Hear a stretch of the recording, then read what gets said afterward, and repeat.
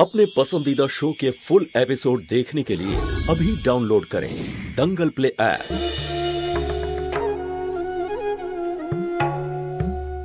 আচ্ছা তাহলে আমি এখন উঠি।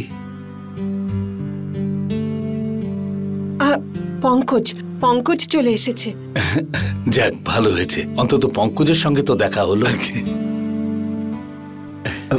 নমস্কার আঙ্কেল, কেমন আছেন আপনি? আমি ভালো আছি, তুমি কেমন আছো? আরে আঙ্কেল, আপনি দাঁড়িয়ে আছেন কেন? বসুন না। কখন এলেন আপনি? অনেকক্ষণ হয়ে গেছে, এখন তোমার যাওয়ার সময় হয়ে গেছে। তোমাদের বিয়েতে তো আসতে পারিনি, তাই ভাবলাম বৌমাকে আশীর্বাদ করে যাই। এটা আপনি না হয় দিয়ে দেবেন। আপনি যখন এসেছেন আপনি নিজের হাতেই দিয়ে দিন না। আসলে পঙ্কজ, জ্যোতি বাড়িতে নেই, কোথাও ট্রাফিকে আটকে আছে, আসতে একটু দেরি হবে। উদয়ের সঙ্গেই আছে।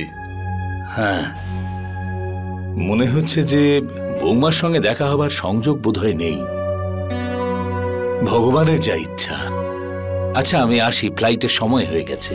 বাবা নিজের খেয়াল রেখো। হ্যাঁ আচ্ছা ঠিক আছে। আরে আমি আপনাকে ছেড়ে দিচ্ছি এয়ারপোর্টে। চলুন চলুন, আপনি আমার সঙ্গে চলুন। বিআই মশাই অসন্তুষ্ট হয়েছেন। হ্যাঁ, হয়তো উনি অনেকক্ষণ ধরে অপেক্ষা করেছেন। কিন্তু জ্যোতি কোথায়? ও উদয়ের সঙ্গে, ওই তো উদয় এসেছে।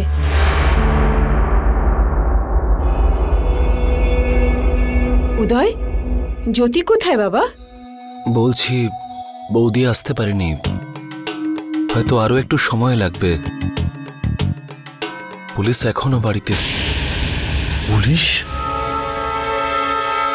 এবার ক্রাইম নিউজের দ্বিতীয় বড় খবর। ডিস্কোতে রনি পান্ডেকে যে মারার চেষ্টা করেছিল সে মেয়েটির সত্যিটা সামনে এসেছে। নিরীহ দেখতে সুধা শর্মার আসল পরিচয় সামনে এসেছে যখন পুলিশ তার বাড়িতে প্রমাণের জন্য খোঁজ চালায়। আর জানা গেছে যে দিনের বেলায় এইরকম নিরীহ দেখতে সুধা শর্মা রাত্রি হলে দেবিকার রূপ ধারণ করে, যার কাজ হলো বড়লোকের ছেলেদের নিজের জালে ফাঁসানো। পুলিশের সন্দেহ এই মেয়েটির সম্পর্ক কোনো অপরাধীর দলের সাথে আছে। পুলিশ এটাও জানিয়েছে যে সুধা শর্মা আসলে একটা মধ্যবিত্ত পরিবারের মেয়ে, কিন্তু সুধার দিদি এই শহরের বিখ্যাত বশিষ্ঠ পরিবারের বউ।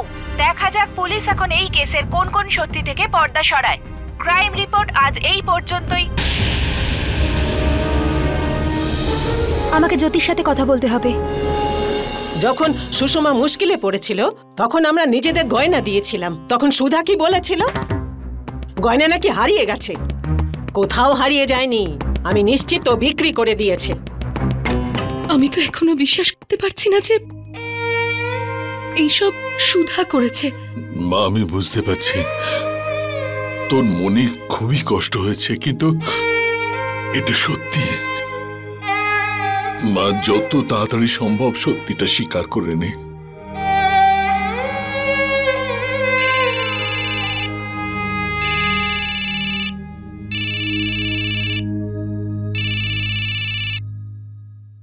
হ্যালো জ্যোতি, আমি টিভিতে খবর দেখছিলাম, সেখানে সুধাকে দেখলাম। আমারও একদম বিশ্বাস হচ্ছে না। যেন আমিও ওকে একবার অদ্ভুত রকমের আচরণ করতে দেখেছিলাম।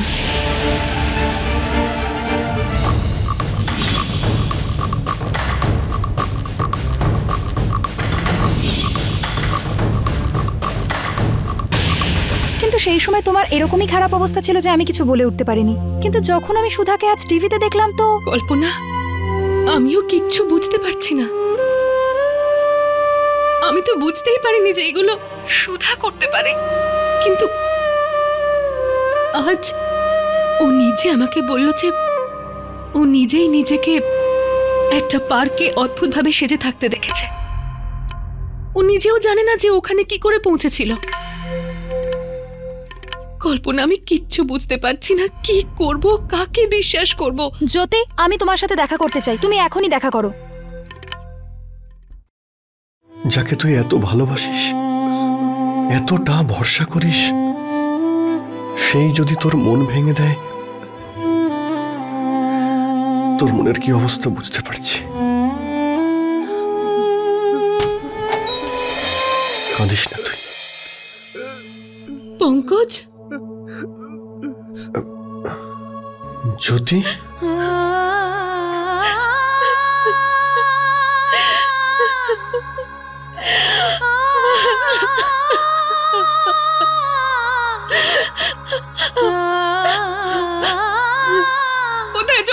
তুমি কেন চলে গেছিলে বলো?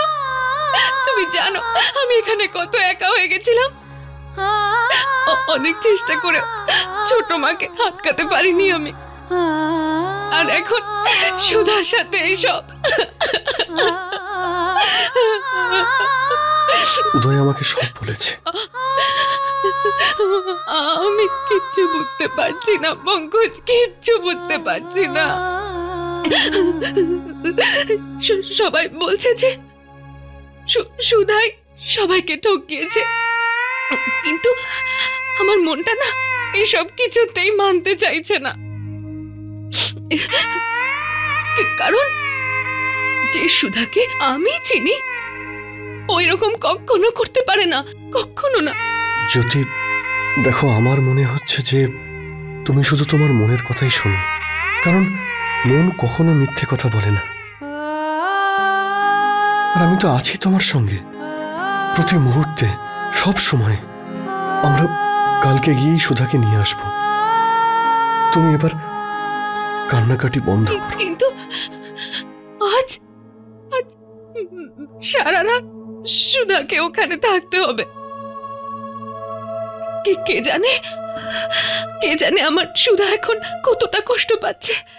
এই মেয়ে, সবে তো এটা শুরু করেছি, বলে ফেল কি প্ল্যান ছিল তোর? কি করবি ঠিক করেছিলি তোরা? হ্যাঁ, তোর হাতে এইরকম কেটে গেল কি করে?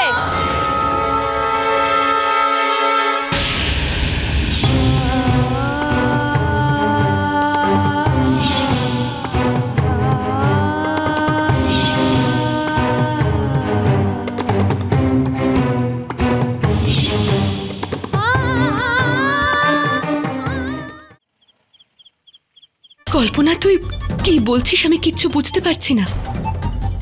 যে বিষয়গুলো সামনে এসেছে সেগুলো মিথ্যে কি করে হতে পারে? আমি বুঝতে পারছি জ্যোতি, যে ব্যাপারটা সামনে এসেছে সেটা কিন্তু মিথ্যে নয়, আর যেটা কিন্তু বাইরে আসেনি সেটা এর থেকেও বড় সত্যি।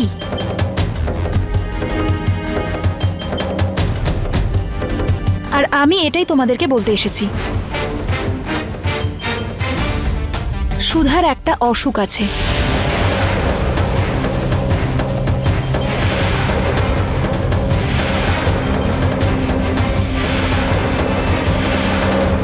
যেটা আমাদের মেডিকেল সায়েন্সে মাল্টিপল পার্সোনালিটি ডিসঅর্ডার, এটা একটা আইডেন্টিটি ডিসঅর্ডারের নাম। এটাই হয়েছে ওর।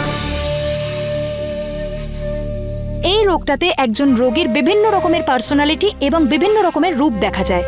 যেরকম আমাদের সুধা, যে মানুষটা কিন্তু সবসময় ভয়ে থাকে আর অদ্ভুত ব্যবহার করে, কিন্তু এর কিন্তু আলাদা একটা রূপ আছে যেটা একেবারে উল্টো, খুবই স্মার্ট এবং আউটগোয়িং। এই এমনই একজন সুধা যে কিন্তু কালকে আমাদের সামনে এসে দাঁড়ালে আমরা ওকে একদম চিনতে পারবো না, শুধু ওর মুখ ছাড়া। উদয়, তুমি যার সাথে দেখা করেছিলে সে আমাদের সুধা নয়, সে আমাদের সুধারই অন্যরূপ দেবিকা।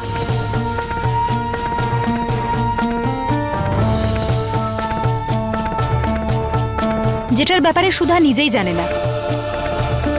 আর সুধার তো এটা একটা রূপ। এরকম অনেক কেসই বাইরে এসেছে যেখানে পেশেন্টসদের একের বেশি পার্সোনালিটি দেখা গেছে।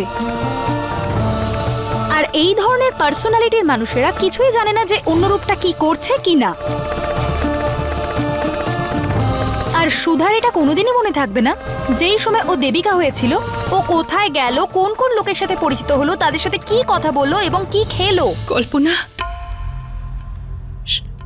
সুধা মিথ্যে বলছিল না? না না, ও কাউকে ঠকিয়েছে না, ও মিথ্যে বলছে। আরে ও বেচারি তো এই রোগের শিকার হয়েছে, আর ওর এই মুহূর্তে প্রয়োজন আমাদের ভরসা আর ভালোবাসা। কারণ এই রোগটা শারীরিকের থেকেও বেশি মানসিক, আর এটা খুবই প্রয়োজন যে এই পেশেন্টকে এই রোগে ইমোশন দিয়ে হ্যান্ডেল করতে হয়। কল্পনা, যদি এই সব কথা আমরা পুলিশকে, মানে যদি পুলিশের সামনে এইসব বলা যায় তাহলে ওরা সুধাকে ছেড়ে দেবে? আমার তো মনে হয় না যে পুলিশ আমাদের কথায় এত সহজে বিশ্বাস করবে বলে।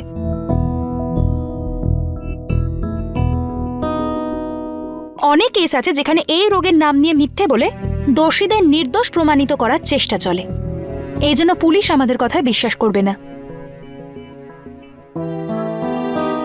আমাদের এমন কোনো রাস্তা বের করতে হবে যে পুলিশের কাছে সন্দেহ করার কোনো অবকাশই না থাকে।